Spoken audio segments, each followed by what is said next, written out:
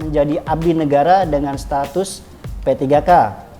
Bukan pertama kali melakukan tindakan tersebut kepada Mbak Dwi.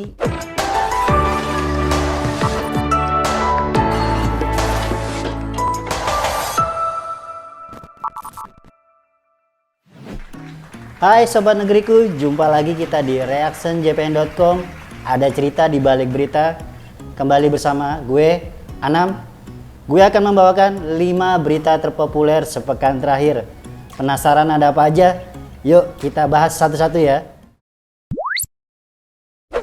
Mengawali reactionjpn.com pada pekan ini akan kita buka dari berita urutan kelima. Apa itu? Berita itu berjudul Sejoli Ukraina merugi batal investasi di Ubud Bali. Pertanyakan kepastian hukum. Let's go. Nasib apes menimpa sejoli warga negara asing atau WNA yang mana diketahui berasal dari Ukraina. Kedua WNA itu diketahui bernama Sergio dan Kate. Mereka merugi atas rencana investasi sewa tempat usaha yang berada di kawasan wisata Ubud, Gianyar, Bali. Batalnya investasi itu dikabarkan secara sepihak oleh pemilik lahan. Meski kasusnya saat ini telah masuk ranah persidangan dan diputus secara inkrah, tetapi sampai saat ini keduanya tidak mendapatkan keadilan hukum atas kasus tersebut. Berita perihal kasus yang menimpa 2 WNA asal Ukraina ini mendapat sorotan dari Sobat Negeriku, yang mana salah satunya datang dari akun bernama Edi45. Pembatalan sepihak salah memang, tetapi saya mendukung agar mereka tidak merusak Bali lagi. Usir warga Rusia dan Ukraina yang sudah menjamur di Bali. Komentar lain juga datang dari akun bernama Didik Anjar yang mengomentari dengan kalimat, baguslah, nggak perlu ada lagi yang bangun segala macam di Bali. Lama-lama Bali dikuasai warga Ukraina dan Rusia. Kepala daerahnya kok nggak nyadar? Dapat duit kali ya? Semoga kasus ini dapat segera terselesaikan dan pembangunan di wilayah Bali tidak terlalu masif agar tetap terjaga wisata alamnya ya. Di urutan keempat ada berita berjudul Takmir Masjid Baitur Rahman. Tak ada pengusiran jemaah saat Gibran sholat Jumat. Diketahui bahwa baru-baru ini beredar sebuah video yang menunjukkan Wakil Presiden Gibran Rakabuming Raka sedang sholat di Masjid Baitur Rahman, Kota Semarang, Jawa Tengah. Video amatir yang beredar menyebutkan sejumlah paspampres mengusir jemaah agar Gibran dapat sholat di saf terdepan. Emang apa sih nggak boleh? Ketua Takmir Masjid Baitur Rahman, yakni Bapak Ahmad Daroji, membantah klaim tersebut. Dirinya menyatakan tidak ada pengusiran yang terjadi. Daroji yang juga diketahui merupakan Ketua Basnas wilayah Jawa Tengah menjelaskan jika paspampres telah bertugas merapikan dan menertibkan saf jamaah sesuai dengan fungsi mereka sebagai pengamanan untuk presiden dan wakil presiden. Berita terkait viralnya sebuah video yang menunjukkan aksi paspampres mengusir jemaah ini mendapat komentar serius dari Sobat Negeriku. Salah satunya datang dari akun bernama Ungu Lucu yang mengomentari dengan kalimat, wajar sih kalau paspampres melaksanakan tugasnya. Walaupun memang itu masjid, semua orang ingin beribadah. Tapi biar bagaimana Samsul ini kan wapres, jadi wajar kalau disteril di sekitarnya. Tak mau ketinggalan ada komentar lain yang datang dari akun bernama Dina Asyari yang mengatakan di masjid orang mau pada ibadah, gak kepikiran juga mau nyenggol Gibran. Dah. Memasuki berita urutan ketiga, ada berita soal hukum yang mana berita itu sempat viral belum lama ini. Berita itu berjudul Penganiayaan Dokter Koas, ini alasan polisi periksa Lady Aurelia dan ibunya di Polsek. Walah. Polisi memeriksa Sri Mailina dan Lady Aurelia sebagai saksi dalam kasus penganiayaan Dokter Koas. yang dilakukan oleh supirnya Sri Fadila alias Datuk. Namun, pemeriksaan Sri Mailina dan anaknya yakni Lady Aurelia bukan di Polda Sumsel, melainkan di Polsek Ilir Timur 2 Palembang.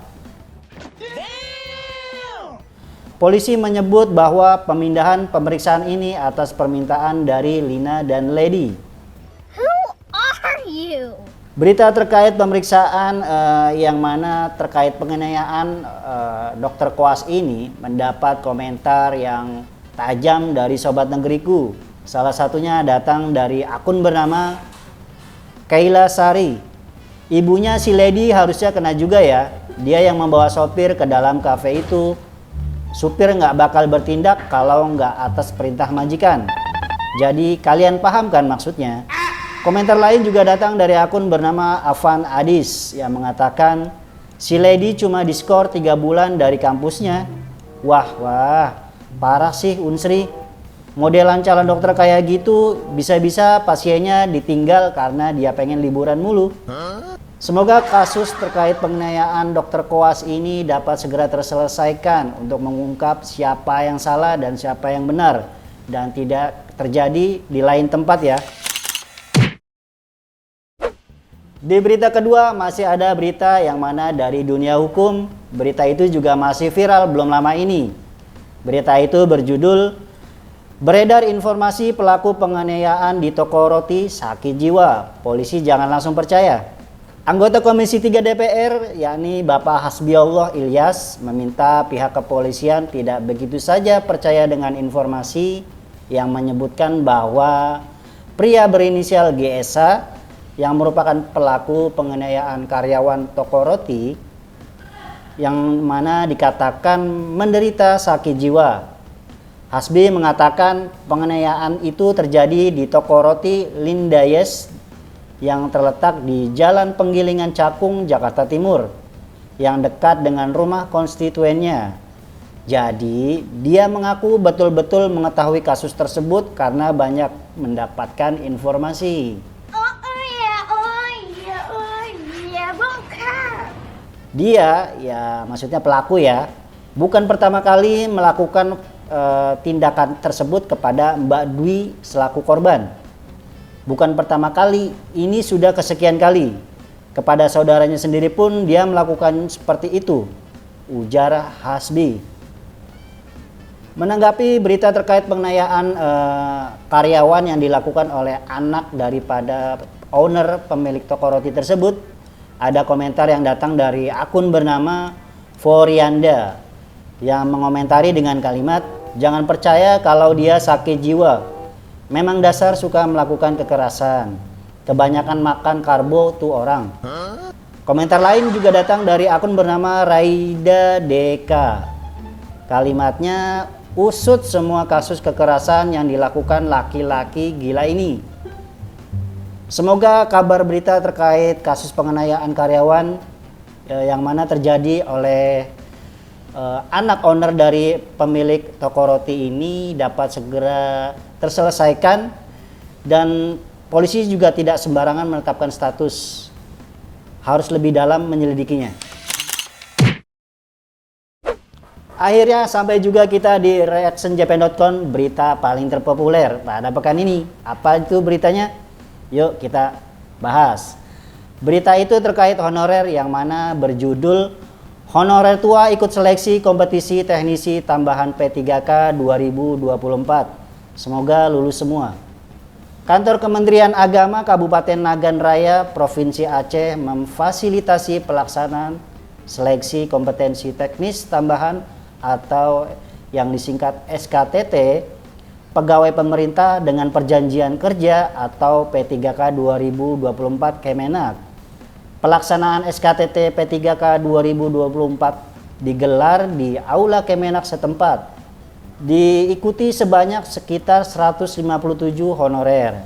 Kepala Kantor Kemenak Kabupaten Nagan Raya, Bapak Samhudi, mengucapkan terima kasih atas kontribusi panitia dan semua pihak yang terlibat, sehingga kegiatan itu sukses seperti yang diharapkan. Oh my God! Pihaknya juga berharap dan berdoa agar para peserta lulus semuanya dan dapat diangkat menjadi abdi negara dengan status P3K. Banyak juga peserta yang sudah berusia lanjut yang mengikuti seleksi itu. Nah, berita terkait honorer yang mengikuti seleksi P3K 2024 ini mendapat komentar yang mana komentar itu dari Sobat Negeriku pastinya ya. Komentar itu datang dari akun bernama Yunita Deni. Semoga semua lulus ya, terutama yang sudah usia lanjut menikmati hasil setelah lama menjadi honorer. Komentar lain juga datang dari akun bernama Raden Jaya yang mengatakan semangat, semua pasti bisa sukses karena kegigihan dan perjuangan tak henti. Oke. Semoga semua para honorer dapat lulus ya, khususnya yang usia lanjut dan dapat mengabdi sebaik-baiknya kepada negara. Itu dia 5 berita terpopuler sepekan terakhir pada reactionjpn.com di pekan ini. Gue Anam beserta rekan-rekan redaksi mengucapkan terima kasih, dan untuk kalian yang merayakan Natal selalu bahagia, penuh sukacita dalam merayakan Natal ya, baik itu bersama keluarga dan juga rekan-rekan. Terima kasih untuk kalian yang selalu setia menonton video-video kita. Sampai jumpa di reactionjpn pekan depan. Bye.